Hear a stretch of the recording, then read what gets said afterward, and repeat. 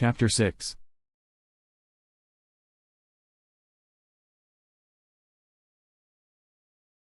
Nearly 2 weeks had passed since Bill had disappeared from his home. In that period of time millions of square acres had been desperately searched by Malachi, Ronnie, and Eddie. During the search Angel had participated as well, however, claimed that he couldn't find the old man either.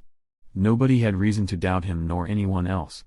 Then, as the 12th day of his disappearance had come around, July 18th of 2025, most of everyone was gathered together at David's parents' home. Everyone except Nicole and Jason. Jason had become sick and it was decided, by Nicole herself, since she couldn't fly to participate in the hunt, that she would stay at home with the 6-year-old.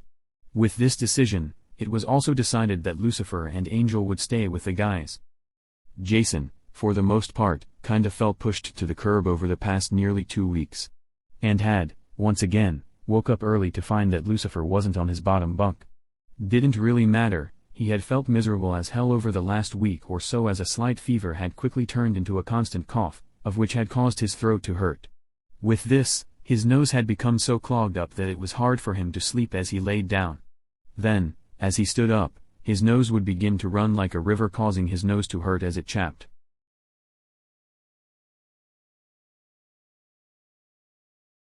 Crawling out of bed, and then climbing down the ladder to the floor, Jason only wore a pair of underwear as he picked up his t-shirt off of the floor. Then, rather than putting the shirt on, he just threw it over his shoulder as he exited the bedroom. Stepping out into the hallway, Jason realized quickly that Nicole must have still been in bed as her bedroom door was shut. Then, as he turned towards the direction of the kitchen, he quickly slipped into the bathroom and turned on the light. "Is that you, Jason?" He heard Nicole holler from her bedroom. Moments before he had heard her bedroom door open. Quickly spitting toothpaste out of his mouth and into the sink, he responded. "Yeah. It's me." Looking into the sink, where he had split, he found that he had wasted a lot of toothpaste just to answer her. Why the hell couldn't she have just come out of her room and checked? He thought to himself. And what business is it of hers if it's me or not? "Hey buddy. Please hurry. I need to go to the bathroom also," Nicole said as she had just finished putting on a bathrobe. She had been sleeping pretty well, considering the stress surrounding Bill's disappearance, when she had woken to the sudden urge to go to the bathroom. Then, before she had a chance to climb out of bed, she heard Eddie's son exit his room and run into the bathroom. "I swear. That boy knows my bathroom schedule and has set his to match mine." "Just hold your horses," Jason snapped. "You're not the only one living in this house." "Jason, what did you just say to me?" Nicole was instantly hurt by Jason's words, yet at the same time, not surprised as his attitude, towards her, had sharpened badly over the last few months. Holding her hands on her hips, she instantly retorted in her own defense. "When you get out here, Jason, I expect an apology for your dirty mouth. Do you understand me?" Nicole continued as she had her ear close to the door. Through the door she could hear Jason brushing his teeth. "Yeah, whatever, I'll be out there when I'm finished," Jason snapped back. "Who the hell does she think she is?" He continued his thought. Moments later Jason heard Nicole walk away from the door and then head down the stairs. Then, as her footsteps faded, Jason chose to leave the bathroom. The master bathroom had been out of use as the guys decided that they had to replace a few leaky pipes going to the shower.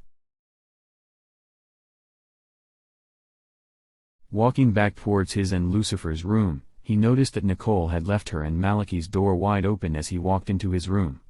Closing the door behind himself, he took his t-shirt, that still laid over his shoulder, and then threw it on. Though it was summertime, Jason had, for some reason, felt chilled, and stood within the bright sun rays that poured in through his bedroom window.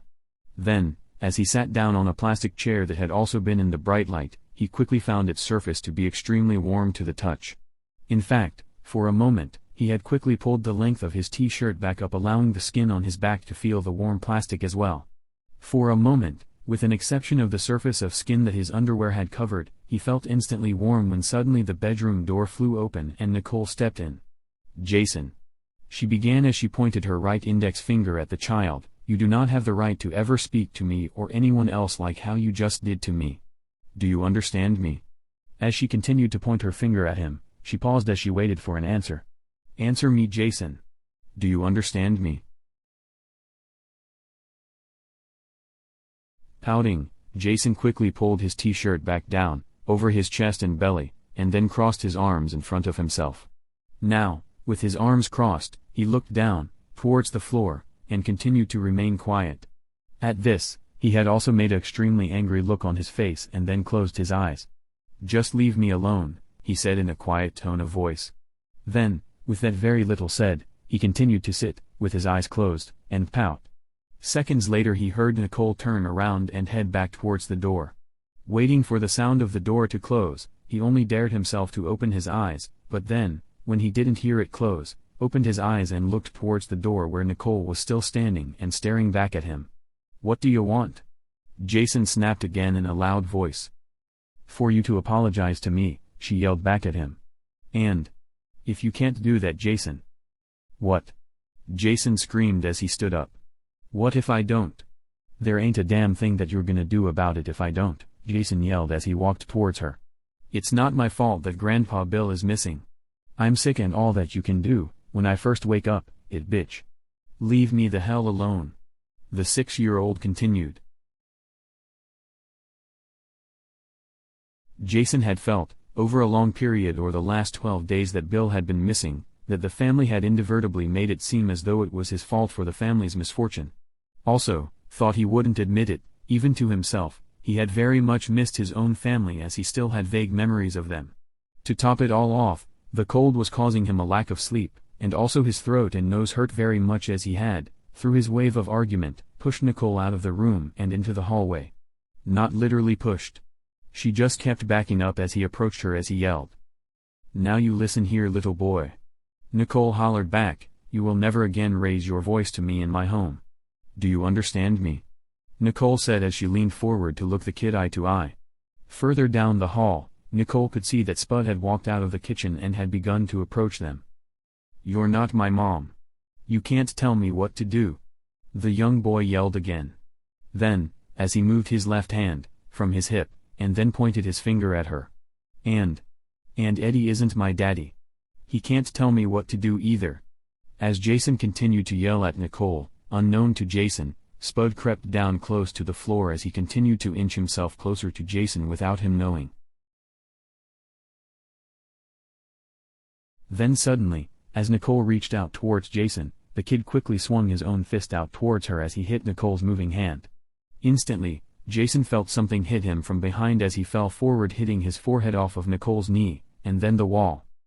Quickly, Jason turned himself over to where he was sitting on his butt. Spud all of a sudden had jumped up onto his lap. Then, in the same instant, Jason swung at the dog and then missed, only by an inch. Lunging forward, again, Spud grabbed a hold of Jason's arm and bit hard. While holding onto Jason's arm, with his jaws, Spud had also now began to jab his rear feet into the kid's stomach as he stood on the tyke. Then, as Spud jumped again, towards the child's throat, he grabbed a hold of the soft tissues of the small neck as Jason instantly froze. Now, with Spud's teeth wrapped tightly around his windpipe, Spud began to growl. Leaning forward, Nicole carefully picked Spud up off of Jason's chest. "Good job, boy," she said as she pet the top of the dog's head, "good job." Then, as Nicole looked down to Jason, she continued. "Jason. Next time I won't stop him. I'm sorry." As he continued to lay on the floor, face up, he began to lightly cry. "It's not my fault that Bill is missing," Jason cried.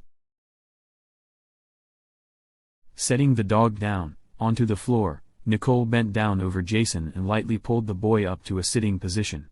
Though she was still extremely angry at him, as she now faced him, she carefully wrapped her arms around him and allowed him to cry into her arms. "No, Jason." Nicole spoke softly and quietly. "It's not your fault that Grandpa Bill is missing. And I'm sorry if you thought that we did blame you." Repositioning herself, Nicole sat down on her rear as she wrapped her legs around him and continued to hold him. Then, as she sunk her face into the crook of his neck, she breathed in the warmth off of his skin. "Buddy. We all love you so much. We would never intentionally blame you for something that you didn't do." "I love you guys too," Jason said honestly.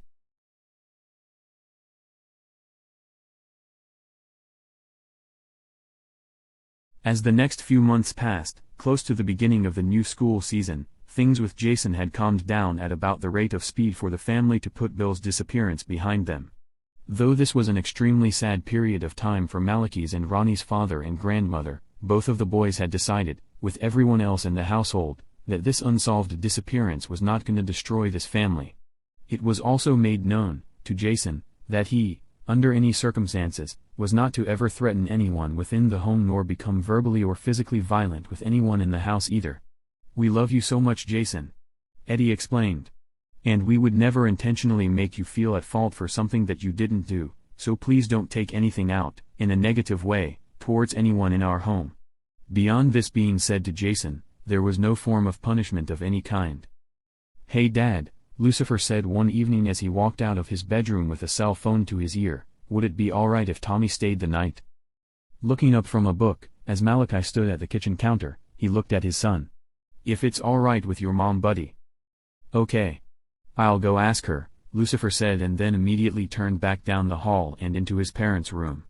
"Hey Mom," Lucifer called out as he found her sorting through a basket of laundry. "Yeah, honey?" Nicole asked as she balled up a pair of socks. "Can Tommy spend the night? Dad said that he could if it's alright with you." Then, as Lucifer stood and waited for her answer, he walked further into the room and picked up his clothes and Jason's clothes. Then, as he remained in the room, he patiently continued to wait for her answer as he held the clothes within his arms. "Yeah. He can, but make sure that yours and Jason's room is cleaned up," Nicole responded, and then tossed another balled-up pair of socks to her son. In his attempt to catch the socks, he accidentally dropped all the rest of the clothes within his arms. "Well, you've gotta learn to catch better than that, silly." With the tease, Lucifer quietly giggled as he then picked up all of the clothes and then re-entered his room across the hall. "Hey Jason." "My mom and dad said yes," Lucifer said as he quickly dug out the cell phone from within the armload of clothes. Looking at the screen immediately, Lucifer could see that Tommy was still connected.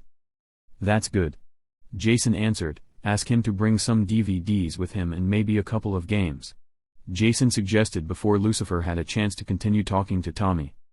Looking at Jason, while he spoke to Tommy, he nodded his head as he acknowledged what he was saying. Then, only seconds after Jason had heard Lucifer ask Tommy, Lucifer then gave Jason a thumbs up. It was between 10:30 and 11 o'clock that Tom's mom had dropped him off. Then as he reached the top of the stairs, Malachi had taken his backpack off of his back for him. "Well, what do you have in here, Tommy?" Malachi asked jokingly as he found that the bag must have weighed at least 30 pounds. "I bet this bag weighs at least half of your own weight." "I brought some DVDs, games, a hacky sack, my pajamas, my toothbrush, and toothpaste," Tommy said with a big smile that showed 3 gaps from where his baby teeth were falling out. Tommy was American native, in fact to be specific, he was Inupiat Eskimo. With his native culture his skin complexion was the same as Lucifer's.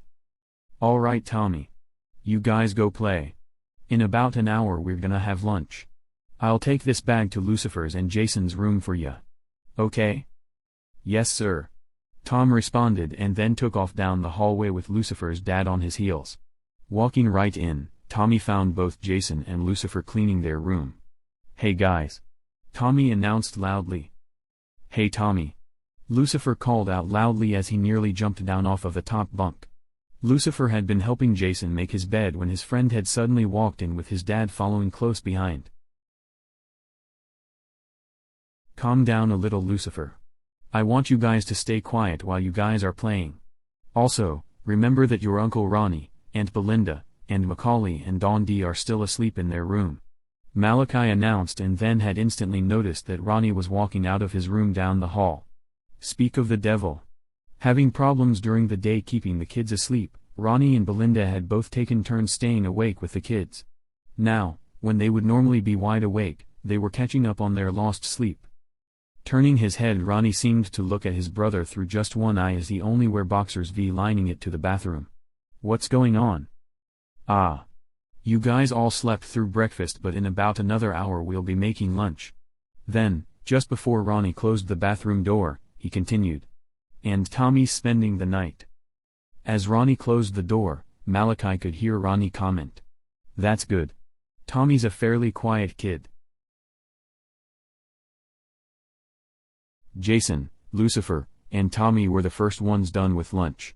Then, as all three of the kids, along with Angel, all headed back for Lucifer's and Jason's bedroom, they quickly popped in a DVD and then turned out the lights.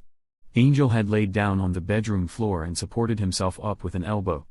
Jason straddled his legs over Angel and then laid his head down on the teen's shoulder, facing the large widescreen television hung on the wall.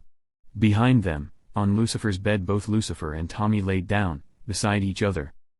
With Lucifer on the outside of the bed, closer to the television, Tommy laid down, on his side, overlooking Lucifer's chest, as he laid on his back. Then, as he leaned his head forward, over Lucifer's chest, he lightly placed his hand on the center of his friend's chest. Turning his head, to face Tommy, Lucifer just smiled at Tommy and then placed his own hand on top of Tommy's as his remained on Lucifer's chest. Then, as he continued to look up to Tom, he lightly blew into his face, causing his hair to fan out away from his face. "Hey Tommy. I'm happy that you're staying the night," Lucifer whispered. Then, lifting his hand up off of Tom's for a moment, he slightly raised his hand and rubbed the end of Tom's chin. As Tom smiled back at him, they, once again, took each other's hand. The movie looked as though it was based off of Dungeons & Dragons as Angel continued to watch the program. Without paying much attention to Lucifer and Tommy, he was well aware that the two were quietly whispering, among each other, as they continued to lay on Lucifer's bed. Moments later, roughly an hour into the movie, Angel had also began to hear Jason quietly snoring in his ear. Carefully, Angel held onto Jason's arm and then rolled himself, under Jason's weight, until he was on his back. Now, with Jason on his chest rather than on his side, Angel carefully positioned Jason's sleeping body to where the kid's head was on his sternum rather than his stomach. At least now the snoring wasn't in his ear. Shortly after Lucifer and Tommy had watched Angel turn over on the floor, the two of them quickly removed their shirts and socks and then continued to lay down. Only now, rather than laying beside Lucifer, Tommy laid down on Lucifer face to face. To Lucifer, the warmth of Tommy's skin felt good on his stomach and chest.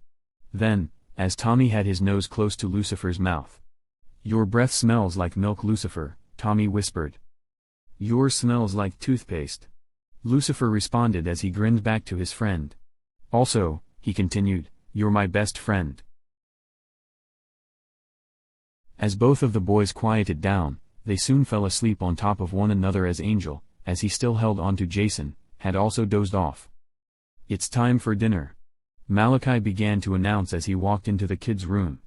Quickly Malachi realized that all four of them were asleep and then decided that it was probably best to allow them to continue sleeping. With this decision he stepped in far enough to turn off the television and DVD player. Moments later, Malachi slipped back out of the room and then quietly closed the door behind him. "Well," Malachi said as he returned to the kitchen, "I guess that the movies, that Tommy brought over, weren't so great after all. Tommy, Lucifer, Jason, and Angel are all asleep. We'll just put the leftovers aside for them, just in case they wake up before dawn," Ronnie said. Then, moments later, Malachi sat down at the table.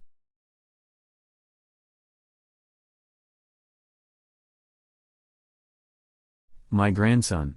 How are you doing?" Miguel asked as he looked down at Angel. It was under a thick layer of fog that the old man had found his student. Offering his hand to the teenager, soon Angel was standing looking his grandfather in the face. "I'm doing great, grandfather. As you see, I followed your instructions the best that I can." Looking over Miguel's shoulder, Angel could see that they were within a part of the dungeon that he had never seen before. Just a small part of the labyrinth that hadn't yet been explored by himself. Turning, to face the direction that Angel was staring, Miguel put his hand over his shoulder and then looked down to him. "You know, Angel, all the power in the world can be yours if you do things just right. And you are on the right path," the old man continued as he pulled his young apprentice tight to his waist. Looking up to his grandfather, as they continued to walk into a much darker area of the dungeon, he was just about to comment on what he had done to build a clue when Miguel suddenly put his index finger over his own lips, hushing the teen. In the distance footsteps could be heard pounding on the dirt-covered floor. "You know, Grandpa," Angel whispered, "I wanna be just like you." "I know you do." Miguel spoke softly as he continued to listen to the distant footsteps, "and one day you'll be much more than what I ever was, ever have been, or ever will be." And it's through your innocent appearance, your demoniac mind, and your fruitful efforts that will get you there. With me as your teacher. Who do you want me to go after this time, grandfather? Angel asked as he now began to also pay attention to the far distant sounds. Abruptly stopping, mid-sentence, Miguel made eye contact with his student and held onto his shoulders with one hand on each side, facing him directly. My grandson. If you are to be as powerful as you say that you'll like to be, you'll learn that patience is a virtue. Don't do anything for a while. Lay low and then attack once everyone has gone back to their normal lives. Just be a normal kid for a while. But grandfather. Angel interrupted, I wanna see you on a more regular basis. Well then, I'll summon you more often. Just keep in mind that we don't want Malachi, Ronnie, Eddie, Nicole, Belinda, Lucifer, Don D, or Macaulay to recognize you from their nightmares. Those footsteps that we hear right now are Lucifer's and we. But how can tell? Angel interrupted again. Because Macaulay and Don D are only 30 months old. They don't move quite as coordinated as Lucifer. Lucifer walks at a decent rate of speed, yet spends more time searching the walls of the labyrinth to find his way. Once again, as Miguel paused, he hushed his grandson as Lucifer's footsteps were now very close.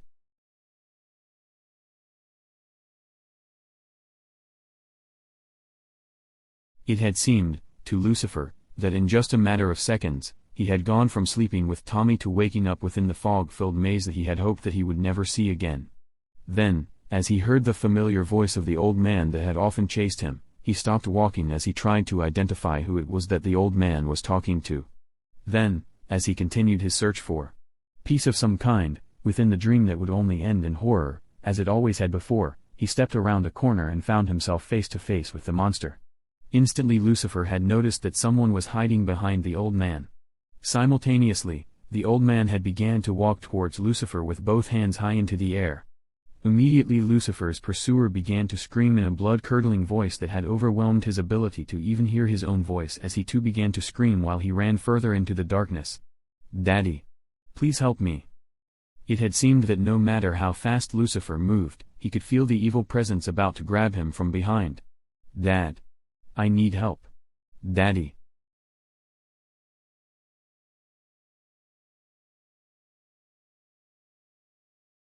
Walking into Lucifer's and Jason's room, just a couple of hours after he had gone and announcing that it was time for dinner, Malachi found his son running in place as he was also swinging both of his arms. Plastered against the wall, and seemingly scared out of a dead sleep, Tom was in a kneeling position, with his bare back against the wall with a look on his face, of extreme fear. Angel wasn't even fazed by Lucifer's yelling as he still laid fast asleep. Jason, whom was now sitting on Angel's back, as he faced Lucifer, had a look on his face of frustration. It's alright guys. Malachi spoke loudly to Jason and Tommy. Then, as Malachi knelt down, beside the bed, he carefully restrained his son within his own arms. Is he gonna be alright? Tommy asked as he dared himself to assist Lucifer's father. With this question Tommy carefully set one hand onto his friend's chest as he peeled himself off of the wall behind him. Yeah Tommy. He's just having a nightmare. Malachi explained and then continued to hold the child close to his own chest over the bed. As Malachi spoke to Tommy, he had suddenly realized that Tommy's eyes had fixed themselves on something directly behind himself. Malachi quickly turned his head to find Angel holding on to Jason. Oh. You just scared the shit out of me, Angel. Sorry about that. Angel responded, Lucifer having another nightmare? Yeah. He kinda spooked Tommy this time. And me too. Jason spoke up as he rested his head against Angel's chest. With his legs wrapped around the 16-year-old's waist, Jason closed his eyes as he attempted to fade off to sleep again. Hey guys. Malachi said as he began to comb his son's hair back with his fingers, we put the leftovers, from dinner, in the refrigerator if you're hungry. That sounds good, Angel said and then, with Jason still in his arms, headed out of the room. You comin', Tommy? I'll be there in a minute. I wanna stay with Lucifer. The 6-year-old responded without even taking his hand off of his friend's chest. With Tom's response, Malachi took his hand, that he was using to comb Lucifer's hair with, and lightly patted Tommy on the head and then rested his hand on top of Tom's hand as it was still on Lucifer. "You're a true friend to Lucifer, Tommy," Malachi said as he looked down at him. "I really appreciate that." "Lucifer's my best friend," Tom responded. Then, as Tom stared back down at Lucifer's face, he could see tears built up in the corners of his eyes. Tommy had also looked at Lucifer's father's hand as it now held his. "I really like your guys' family. Everyone here seems real cool." "Yeah. Well, you're real cool too, Tommy. And, from now on, any time that it's alright with your mom, you're welcome to spend the night with Lucifer." "Anytime, alright?" As Malachi finished his sentence, he leaned forward, took his hand off of Tom's hand, and then wrapped his arm, the one that wasn't holding his son, around Tommy.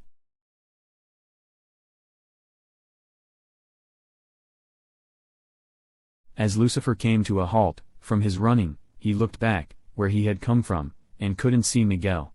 Now, looking at a lit-up area of the wall, where it met with another, he listened carefully, into the distance, as he tried his best to hear any form of noise. Raising his right arm, up to his face, he wiped his face dry. As his attention became more focused, the partially lit-up area that he was standing in, within the dungeon, became brighter as he had also began to hear a familiar voice referring to him as being his best friend. Then, moments later, the brightness of the walls turned into the bright light that hung off of his bedroom ceiling with his father and best friend looking over him. "Hi Daddy and Tommy," Lucifer said as another tear ran down his cheek. "Lucifer. How are you feeling?" Tom asked before Malachi even had a chance to speak. "I'm feeling okay," Lucifer said as he looked at his friend. "I'm hungry though."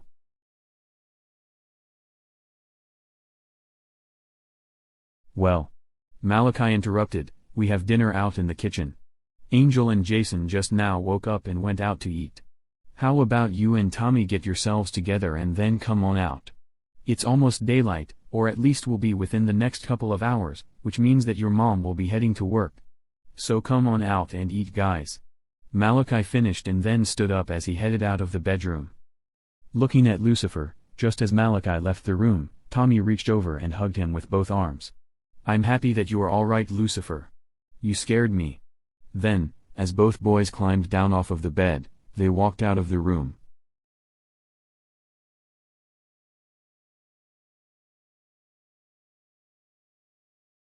It was all, in about an hour or so, that Tommy, Angel, Jason, and Lucifer had finished eating and then got up from the table. It was nearly daylight outside as the morning sun was about to rise out of the east. With this, Angel decided that he was going to bed downstairs as the three 6-year-olds resorted into Lucifer's and Jason's room. "Hey guys," Jason announced, just as they entered the room. "I'm tired. I'm gonna go to sleep now," he continued as he climbed up the factory-made ladder to his upper bunk. "Okay. Sweet dreams," Lucifer said without any thought into the implication. "Well," Jason said, just before he covered his head, "I know that my dreams will be better than yours." Moments later, after Jason had dozed off, Lucifer closed the window blinds in an effort to block out the soon-to-be bright sun. Then, seconds later, climbed into bed with Tommy. "You know, Lucifer, I don't really feel that tired right now," Tom whispered. "Me neither. But we just need to be quiet so that Jason, my parents, and my Uncle Ronnie, and Aunt Belinda can sleep," Lucifer said as he suddenly poked Tommy in the ribs with his finger. "Hey. That tickles," Tommy responded and then lightly grabbed his friend with both arms, around his upper torso, and then squeezed. As Tom continued to squeeze, with his bare chest against Lucifer's bare back, Tom then also bore his chin into his friend's spine, between his shoulder blades.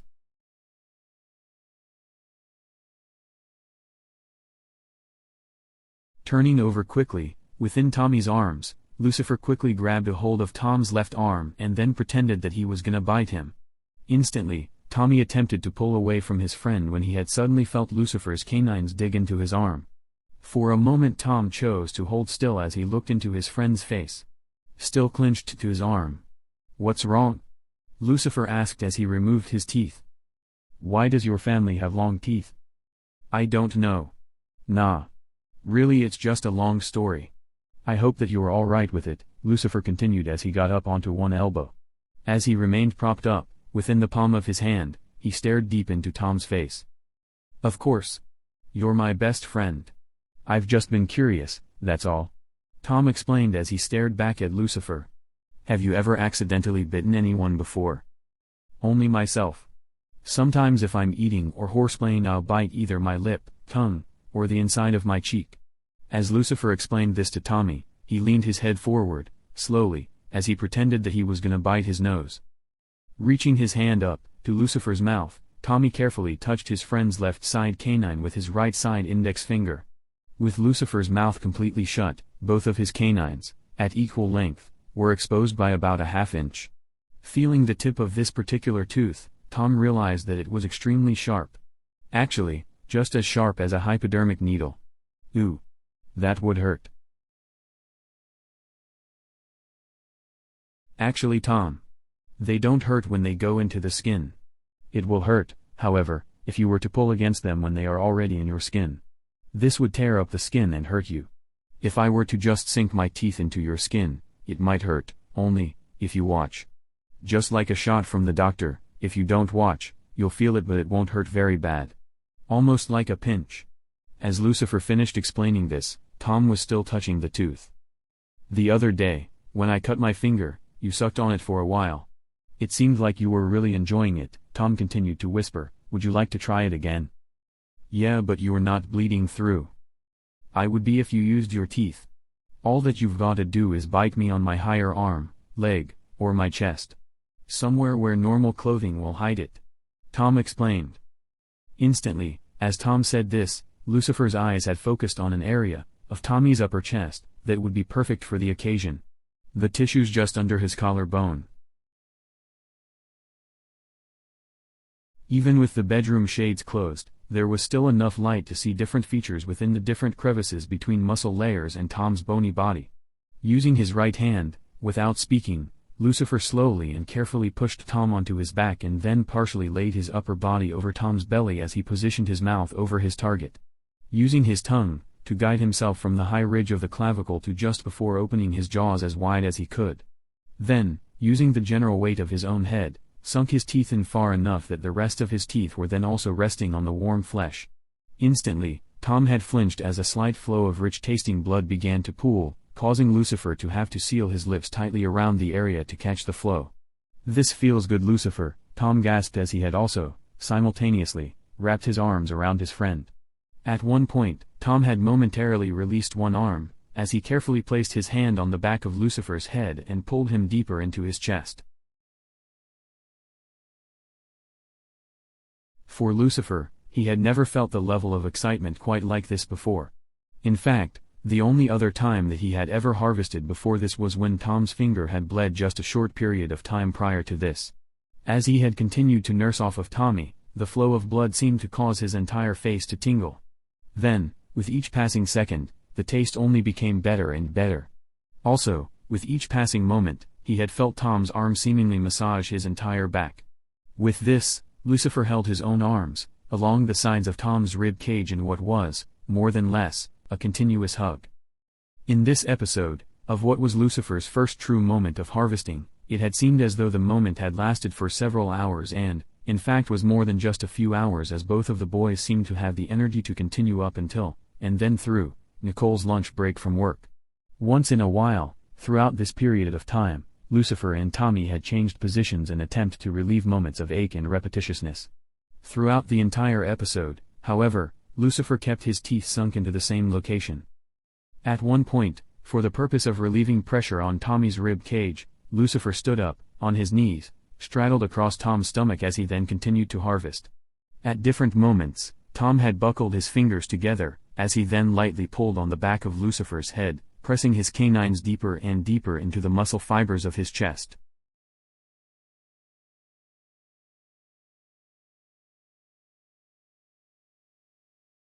It was about 8:30 that night when Lucifer and Tommy had emerged from the bedroom. Moments later, Jason had also woken up and followed his companions out into the kitchen. "Hey Tommy," Lucifer said as she reached up into an overhead cabinet and then turned, when he noticed an obviously bright-colored bruise on his friend's chest. In the center of the large bruise you could see the puncture marks created by his canines. "You better go back into the bedroom and put a shirt on. That mark. As he continued to speak, he then pointed at the purple marking on Tommy's chest, is extremely obvious. Looking down, to where Lucifer was pointing, Tommy was surprised by the marks created by his friend. What surprised him more, however, is the fact the marks were a product of pure pleasure enjoyed by both himself and Lucifer. Yeah. You're right. I'll be right back, Tom said and then turned and walked away. What caused that? Jason asked as he had paid attention to his peers' conversation. Then, as Jason pulled out a few cereal bowls from a lower cabinet, he walked over to the kitchen table as he continued to watch Lucifer pull out the cereal. Ah.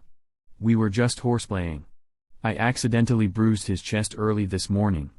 Lucifer was quick to come up with this excuse as he knew that Jason had no knowledge of anyone being a vampire. Just as with anyone else that had come into his life, Jason was taught to believe that the teeth were part of a birth deformity.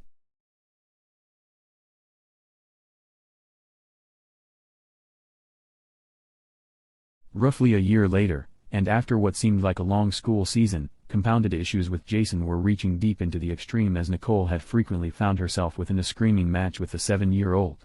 Things had gone as far as both Malachi and Lucifer both giving Jason verbal warnings of what might occur if he continued to lash out towards Nicole. The continual defiance had often impaired Eddie's paternal instincts, as he was well aware of what lay at the end of the road if his son refused to change his ways. With this knowledge, Eddie had inadvertently began to distance himself from the child. Not because he loved the child any less, but rather because he didn't want to witness the end results.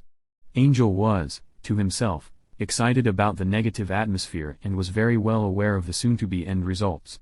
He looked forward to being the one to receive all of Eddie's attention again. Dundee and Macaulay, perhaps just as much as Nicole, had also been affected by Jason as they had frequently found themselves, at the age of 3, crying due to Jason's outbursts.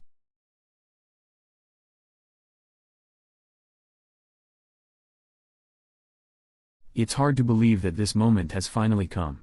Lloyd said just as him, James, and Sterling had witnessed another loud argument, that had turned physical, when Jason kicked Nicole in the leg.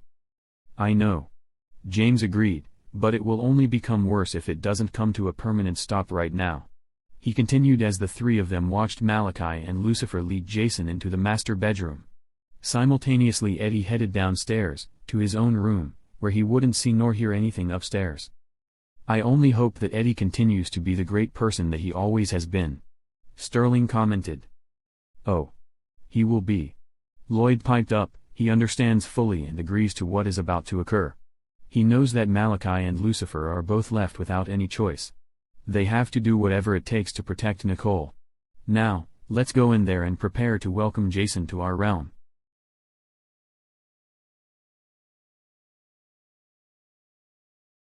What's wrong? Jason asked as he felt fear when he was escorted into Malachi's and Nicole's bedroom. I'm sorry. Just sit down on the bed, Jason. Malachi interrupted as Lucifer latched the door behind them. Malachi had begun to close the shades and curtains to the bedroom window as Lucifer finger pointed to where he wanted Jason to sit. Jason. Malachi spoke firmly as he brought himself face to face with the child, we have opened up our hearts and our home to you because we love you. We felt sorry for the fact that you were trapped inside of the car with your biological family for so long. But I didn't mean to kick Nicole. Jason interrupted. But. Lucifer counter-interrupted, you did kick her. And it was not by accident, Lucifer said with a voice just as firm as his father's. Eddie had put 110% of his heart and soul into raising you. Yet you won't respect him enough to even heed to his warnings about your attitude.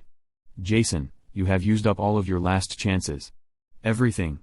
And I mean everything, involving you, is now gonna come to an end for good. Pausing, as Malachi kneeled, on the floor in front of Jason, Lucifer then climbed onto the bed, behind him, and then also kneeled down behind him. Jason. What we're about to do will not hurt you. It will sting at first and then it'll feel like you're falling to sleep. As Malachi continued to speak, Jason began to quietly cry as fear began to rise within him. One thing that we want you to remember, Jason, is that we have always loved you and we still do love you. That is why this isn't gonna hurt. Because we don't want you to hurt. Now, carefully rest your head against Lucifer, Jason. I love you too, Jason, Lucifer said as his peer gently rested the back of his head against his chest. Then, as Lucifer bent his head forward, as far as he could, he lightly breathed in the warmth off of the right side of Jason's neck. Simultaneously, Malachi leaned forward, to the left side of Jason's neck and then also breathed in the warmth that had a pheromone that was soothing. Together, in perfect timing, both Malachi and Lucifer opened their jaws wide and then closed them as they slid their teeth deep into the soft tissues of the carotid artery and jugular. At first both Malachi and Lucifer felt Jason's body tense up. Then, just moments later, they felt his body go limp as the flow of blood poured into each of their mouths. As the two of them continued to harvest, they had also each held onto Jason's body in a fashion that showed that they still loved the boy. As they had, moments later, felt the last of the blood enter their own bodies, Malachi, with his left hand, between himself and Jason, had felt his heart stop beating. In a personal way, of saying goodbye to Jason one more time, Malachi hugged the lifeless body while he still held his teeth within the tissues.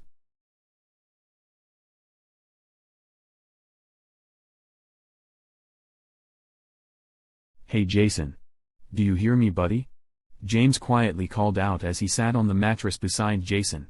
Both Malachi and Lucifer continued to harvest as James decided that it would be best, for Jason, to welcome him immediately.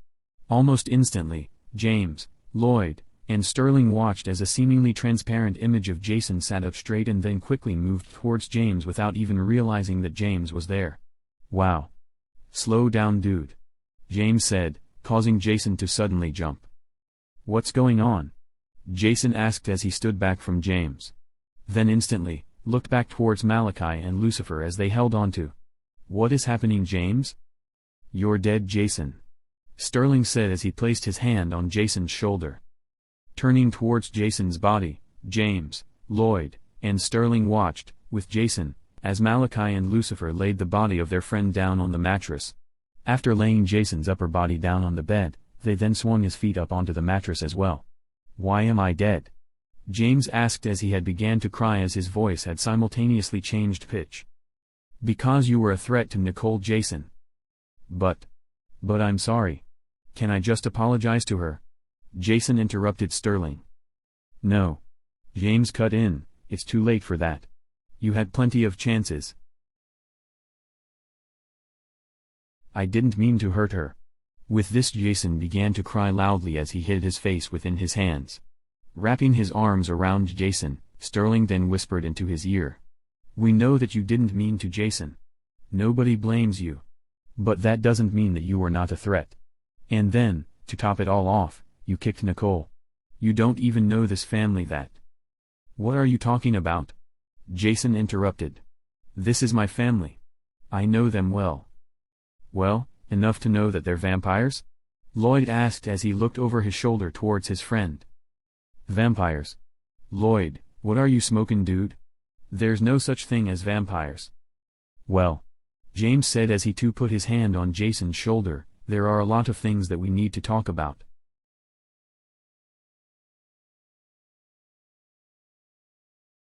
Standing up, to his feet, Malachi looked down at Jason's body as Lucifer still kneeled beside him. "Come on, Lucifer," Malachi said as he held his arms out to his son, "let's leave him here for Eddie, your mom, Ronnie, and Belinda to see. Then we'll get rid of his body."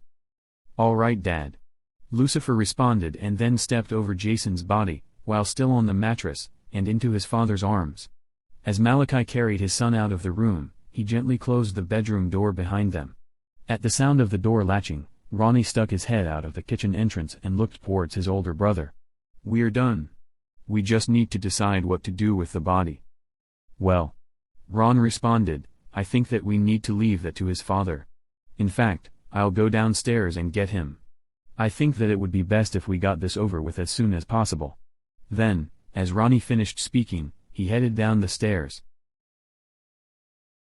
About 5 minutes later, Ronnie and Eddie returned to the kitchen from downstairs. Before Eddie had even gone into Nicole's and Malachi's room, he had began to cry.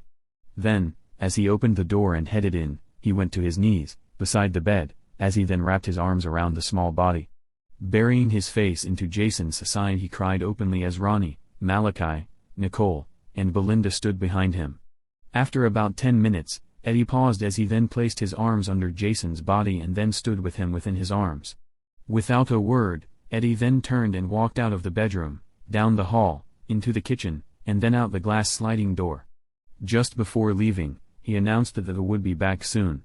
Then, seconds later, he lifted up off of the porch and disappeared into the dark. As first Eddie didn't know what to do. He didn't know where to go. Furthermore, he didn't know what to do with his son. He did know, however, that just flying around aimlessly, with his son's core in his arms, wasn't going to change the current circumstances. Alaska. Eddie thought to himself. Kotzebue, Alaska. Turning northwest, at about 40,000 feet off of the ground, Eddie instantly put all of his anger, hate, love, and the feeling of defeat into the pit of his stomach as he flew as fast as he could. Soon, just within about 4 minutes of consistent speed, he was able to see the Bering Strait far below. Then, as he lowered himself to about 500 feet, he had also slowed down to about 100 miles per hour as he had angled slightly to the Alaska border. Soon, based off of brochures of Alaska, Eddie saw an old abandoned Air Force Base radar that looked like a golf ball from the distance. As opposed to Colorado, Kotzebue, Alaska, even at the very late hours during the summer was still daylight as Eddie stopped, mid-air, just above the abandoned radar. Then, as he lowered himself to where he was standing on the top of the large object, he, once again, had another wave of emotions go through his body as he still continued to hold his lifeless son. Looking towards the east, with the ocean to the Bering Strait behind him, he could see what might have been a landfill. Then, further away, he could see an airliner, a 737, landing at what must have been an airport. Tightening his grip onto Jason, with Jason's head over his shoulder, he once again took to the air as he headed towards the airport. Landing on the peak of one of buildings at the airport, Eddie then saw a small town made of dirt roads and small structures that stood on stilts. Though it was still daylight, the small town had almost seemed to be abandoned as there was absolutely no body moving. He had known, in the back of his mind, that it was 2 o'clock in the morning in Colorado, of which would make it exactly midnight in Alaska. Looking towards his right, he had seen, out in the distance, a large building with a circular drive-through ramp that he had guessed to be a hospital. Taking to the air, again, Eddie had flown over to the roof of the hospital and then continued to look off into the distance. From this point of view, from the hospital's roof, Eddie could see a dirt road leaving the village and then crossing a small bridge. Beyond that bridge Eddie saw what he was looking for on the top of a hill. An isolated cemetery.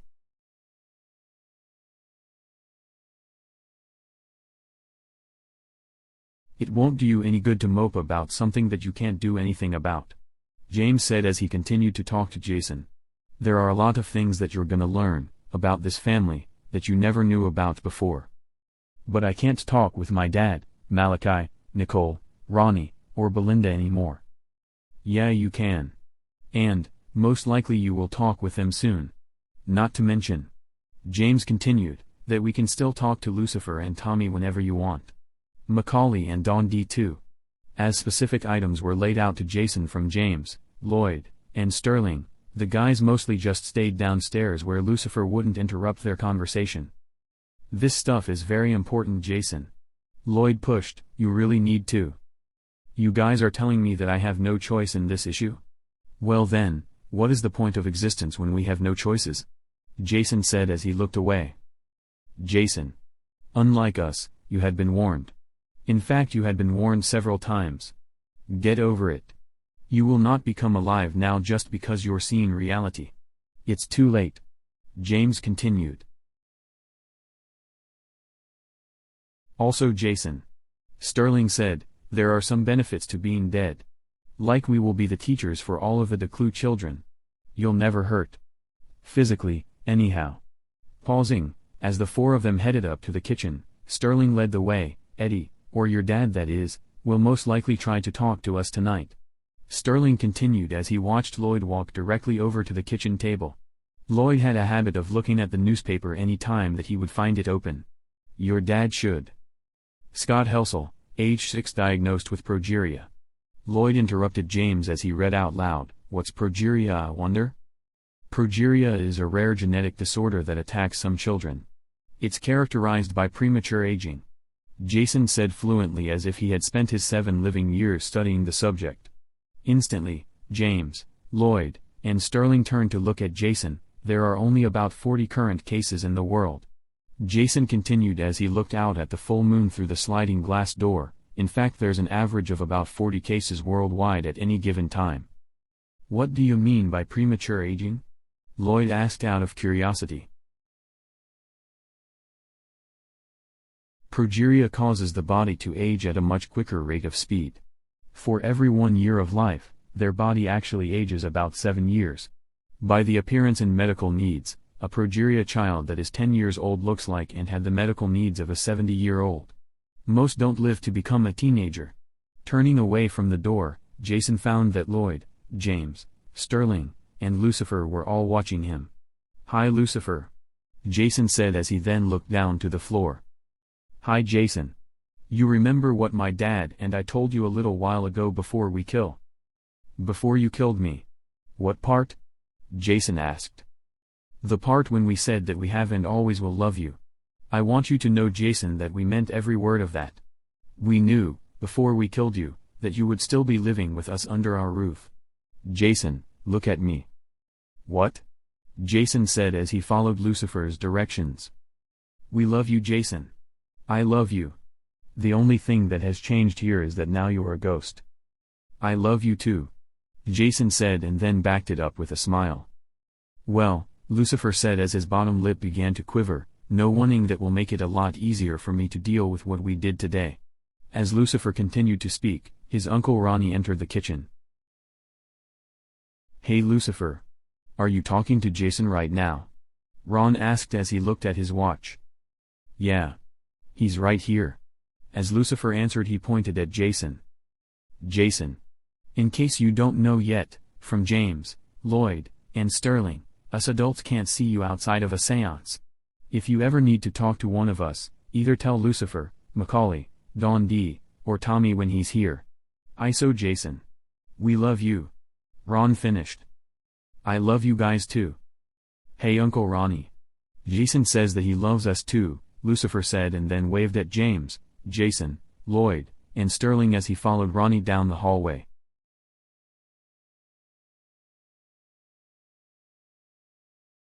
It was roughly 4 o'clock in the morning, about dinner time, when Eddie had walked in. Just seconds prior to him opening the door, everyone, as they sat at the kitchen table, heard him land on the porch as he came down harder than normal. As he stepped in, he appeared worn out as his hair was matted down to the side of his head. Like as if he had just woken up. "Are you all right, Eddie?" Malachi asked as he stood up from the table. "Yeah. I'll be fine." With his response, he was obviously at mental distress as he looked back at Malachi. I'm gonna head off to bed now," Eddie continued, and then Angel quickly stood and hugged him before he had a chance to leave the kitchen. "I'll be down in a few minutes," Angel said as he held on to Eddie. "All right. Just come on in, I'll be asleep," Eddie responded and then lightly shrugged the teen before heading out of the kitchen. About 5 minutes later, the water pipes could be heard as they began to rattle as Eddie turned on the water for a shower.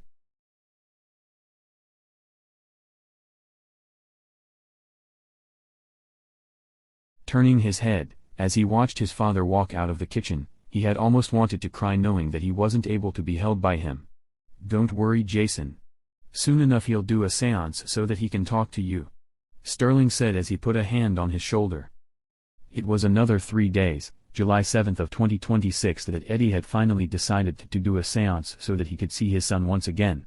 With himself, Angel, Malachi, Nicole, Ronnie, Belinda, Lucifer, Macaulay, and Don D all gathered into the basement living room. Rather than Eddie's room where there wasn't enough room, they all gathered together as Eddie turned off the lights. "So, how does this work, James?" Jason asked as they stood outside of the circle. "Well," James began as he pointed towards the center of the circle, "after your father begins to speak, moments afterwards anyhow, the center of the circle will begin to glow. When it begins to glow, whomever it is that they are trying to talk to needs to walk up to and stand within the lit up area. When you're in that light they can see you.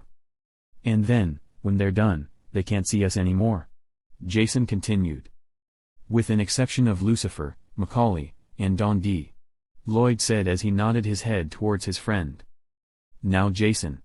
James said, watch what's happening now. Saying this, James pointed towards the center of the circle as Eddie began to speak. Today guys. I would like to speak to my son, Jason. As Eddie spoke, a greenish color of light began to hover in what looked like an entity just up off of the floor of the basement. Through my words I beg of you to show. Okay Jason. James said as the glow of light had shown its brightest, walk into the light. Instantly, on James' command, Jason ran into the light and then turned to face his dad. Hi Daddy. Hello Jason. How are you doing son? Eddie had almost began to cry as he spoke to the boy, yet held the urge back as he kept his eyes on his sons. I'm scared Dad. And I. Jason. Eddie interrupted, you don't have to be scared as long as you're with Lloyd, James, and Sterling.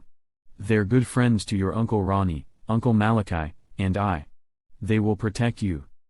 But Dad. It isn't the same. Jason said as he began to cry. Then, simultaneously, Jason reached his arms out, in front of himself, as he also stepped forward. Out of the light. With this, there was, once again only the green glow in the center of the room until Jason stepped back into the bright light. I can't even hug you either Daddy. Instantly, Jason covered his face, with his hands, as he cried loudly startling Don D and Macaulay. Eddie was lost for words as he too felt Jason's pain. Jason. We can talk to each other any time that you want buddy. But Dad. Jason interrupted, sometimes I can sleep better when you hold me. Sometimes. Sometimes I just feel better, after I've been hurt, or something, when you pick me up. Or kiss the pain away. Jason. Jason, I know how you feel, and I. No Dad. I can't do this anymore. Then, as Jason turned, to face James, Lloyd, and Sterling, he spoke to them, guys. I wanna leave the house. No Jason. Malachi suddenly spoke up.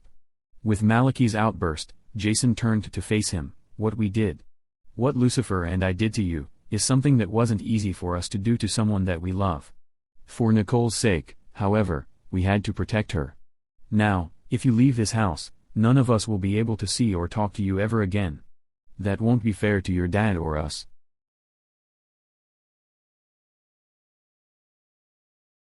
But Uncle Malachi. Jason interrupted, there's worse things than dying. Not being able to interact with those that you love is worse, to me, than being dead. Turning, to face his father, Jason continued. Dad. Yes, I love having the ability to talk to you like we are right now. But Dad, it's about not being able to get those little hugs from you, when I need them. It's about not being able to be tucked in at night. It's about how I'm gonna feel, each and every day, as I see you, knowing that I could never have any of that physical attention again. That's not something that I'm gonna get over Dad. That's something that's gonna burn deeper and deeper into my soul each passing day. That Dad, to me, is worse than being dead. Pausing, Jason looked at his father directly eye to eye. Dad. I love you and, no matter where I am, I will continue to love you. As Jason continued to speak, him and his father both began to cry as reality of the final decision being made was clearly understood. Well Jason, Eddie said, as he stood to a kneeling position and close to his son. I understand your reasons. And I guess, if I was in your shoes, I would agree with your choice. I don't want you to hurt and yes, I will always love you too.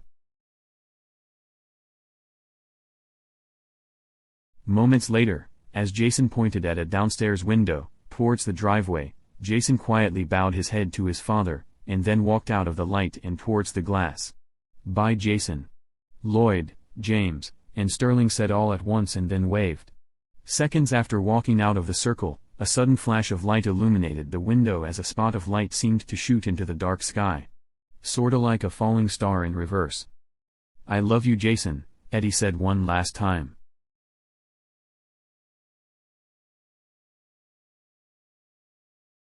It was more than a year later, August of 2027, when the family had been back to some form of normalcy. Though Jason wasn't forgotten, the tragedies surrounding his life were put into the past. With this, The disappearance of Bill DeClue was also put into the past as the health of his wife diminished. "Hey Mom," David said as he held his mom's hand, "we love you and we will never give up on searching for Dad." The elderly women seemed to have weakened quickly since his father's disappearance. Over that time David and Karina had moved Patty into their apartment as they had then also sold most of their family belongings. Soon, after that, they had then sold the house as they fought to pay medical expenses for Patty. "I know, dear," the elderly women said. "But rather if you find him or not, your father and I will be watching over you, Karina, and the children. Honey. You are a grown man happily married to the best women in the world. Your children. Oh, my dear grandchildren. They are the most beautiful children in the world." Pausing for a moment, as Patty re-established eye contact with her son, she continued. "Ronnie, Malachi, and their children. And then all of their children. David, these children are special. There is something about them, honey. They're not like other children." As Patty continued to speak, David continued to hold her hand as he felt that he was witnessing the final moments of her life. It was as though she was speaking with her last breath. "Mom. You should rest," David said as he kept a close watch on her. "But honey. I will get all the rest that I need when I go back to sleep. Right now I just wanna look at my son," she pleaded as she reached out with her other hand as well. "Give me a hug, darling." Leaning over her, as she laid on their hideaway couch, he lightly wrapped his arm around her as she also held tightly onto David. Then, about 2 minutes into the hug, David felt his mother's entire body go limp as she had also stopped breathing. In response, David began to cry lightly as Karina watched from behind. As Karina watched Patty go limp in her husband's arms, she stepped up to him and put her hand on his shoulder. Just a few days after Patty's death, the entire family gathered at the church, kitty corner from the kids' house, for the funeral. With Malachi, Ronnie, Eddie, and Angel as the pallbearers, the four of them carefully closed the lid to the casket after the service, and then, with Malachi leading the way on the right side, with Angel following him, and Ronnie leading the way on the left side, with Eddie following close behind him, they all carefully and slowly led the way out to the hearse. Behind them, the rest of the church guests followed slowly behind. David had handled the service pretty well. Since his father's disappearance, prior to this point, he had prepared for the possibility that his mother would soon lose her battle to the natural flow of age. As much as David could, he made her passing a peaceful one among family where proper goodbye could be said. As for Malachi and Ronnie, as they led the way to the rear of the hearse, they were, for the first time in their life, dealing with a death that wasn't clouded by question. All their past funerals were either someone that had been mysteriously drained of their blood, or a funeral that remained a memorial as no body was found to put in its place. Now, someone that had died without question marks within their passing. The last few years have been pretty rough. Yeah. Larry, Grandpa Bill, Jason, and now Grandma Patty. It's a wonder how we managed to keep taking the losses without losing our minds, Ronnie said as he looked back at his big brother. "I think that we're able to continue with the losses by the fact that we, as a family, have deep love and understanding of one another. Also," Malachi continued as he put his arms over Ronnie's shoulder, "you're one of my best friends." With this said, just before they caught up with their wives and children, they both stopped and hugged each other. "I love you, Ronnie." "I love you too, big brother." Then, as they turned back towards their families, Eddie and Angel were herding the kids into the Hummers. The drive to the cemetery was extremely slow, just as it normally was. With luck, the weather was overcast but dry. Out of the southwest, there was a slight breeze that seemed to have created a more in-depth feeling of peace as the slight smell of pollen, combined with a strong smell of cologne and perfume, suddenly filled the air, as they climbed out of their vehicles at the graveyard. The services at the cemetery lasted for about an hour before everyone, outside of the immediate family, had left. Then, with a silence that was rarely heard, David, Karina, Mrs. Sanchez, Malachi, Nicole, Ronnie, Belinda, Angel, Lucifer, Macaulay, and Don D remained standing around the casket as it rested on its fancy hoist, that would lower it into the ground after they left. Stepping up to the head of the casket, David put his hand on top of the creme-white painted lid as he silently prayed to himself. Leaving the rest of their family standing close behind them, Both Malachi and Ronnie walked up beside their father and laid their arms over his shoulders. "Hey Dad." Malachi spoke up, "It's gonna be alright." At his eldest son's statement, Dave turned to where he was facing both of the boys. "You know guys. Your grandma loved you guys so much. In fact, just seconds before she passed away, she was talking the world about you guys." As David continued to talk, he could see both of his sons' eyes water up as he then gently reached out to hold their hands. "You guys meant more to her than anything else in the world."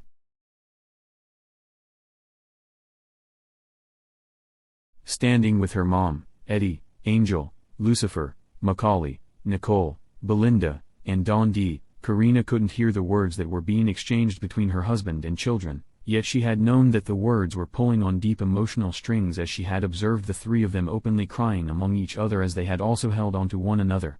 "It's gonna be alright Mom," Nicole said as she had lightly grasped Karina's arm. "We're all here for you guys." "Thank you Nicole," Karina said as she hugged both Belinda and Nicole as they both stood close to her. Then, as Karina momentarily reached beyond Belinda, she carefully rubbed the back of Eddie's hair. Turning his head back towards Karina, he offered a smile as he had both of his arms wrapped around Angel as he stood directly behind him. With this, Angel had his head rested against Eddie's chest. Standing beside Angel, next to Eddie, Lucifer had an arm wrapped around Angel's waist as he too watched his grandpa David, his father, and Uncle Ronnie. "Hey Angel," Lucifer whispered, "is my dad alright?" Looking down to the 8-year-old, Angel pulled the boy's head into his own chest, hugging him. "Yeah. He's alright Lucifer." Now, at the age of 18, almost 19, Angel still had that general appearance that made him comparable to a 10-year-old. Lucifer was almost as tall as Angel as he gave into his hug.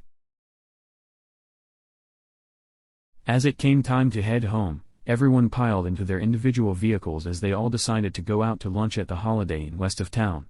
Then, about an hour later, everyone went to their separate homes. Going straight to bed, as they walked into the house, Angel and Eddie were soon in bed and covered up as the summer was quickly coming to an end. "Hey Angel," Eddie said as he rolled onto his side and draped his arm over him. "Thank you for being there with us today rather than staying at home." Turning his head towards Eddie's, he looked at Eddie out of the corner of his eye. "You know, I'll always be there Eddie. This family is all that I've got." With his head turned towards Eddie, Angel could feel the exhaled air, from Eddie's nose and mouth, on the side of his neck. Then, Eddie had suddenly squeezed Angel from behind as they continued to rest. "We love you Angel. We'll always be here for you." Grasping onto Eddie's arm, as it laid over his rib cage, he held onto Eddie's arm as he then attempted to fall asleep. Within just moments, Angel soon heard Eddie's slight snore as he too began to doze off. As Ronnie and Belinda got their children laid down for bed, the two of them soon were laying in bed as they too shared thoughts throughout the day and then the rough couple of years that they had with all of the losses within the family. "But you know," Ronnie said as he sat on the edge of the mattress, "we still have each other and our children." "I know that we do," Belinda responded as she pulled the blinds shut to the bedroom window. "I just can't believe all of the bad luck that we have had lately. Normally, with deaths they run in threes. With us, counting Larry Wallace, this will be 4. But," Ronnie said as he finally laid down and faced his wife, "maybe we have only had 3. We don't really know what's going on with Grandpa Bill yet." Ever since the night that the old man disappeared, Ronnie had kept an open mind to the fact that perhaps the man was still alive. "Well, rather if he's alive or not hun, I know that he would be proud of you for not giving up on the hopes of him being alive." With this said, Belinda turned over, onto her back as she stared at the ceiling of the room. "What are you thinking about Belinda?" Ronnie asked as he turned onto his side to face her. "I was just thinking back to the day that Sterling was killed by Eric Myers. When him and Elle were on the way to the gas station, I wasn't sure yet if you had loved me because you had never said I love you to me. He looked at me like I was crazy when I was telling him my concern. He said he loves you. Just give him time. This was such a weird moment in time. Then, shortly afterwards you told me yourself." As Belinda finished what she was saying, she reached up onto his chest and held his hand. "Belinda, I loved you from the first moment that I laid eyes on you back in kindergarten. I just didn't know how to tell you. I was always so used to the use of mine, Eddie's and Malachi's ESB that I had hoped that I could one day get you to read my mind. If only you knew what was on my mind when you and I would be sitting on the couch holding hands when we were kids.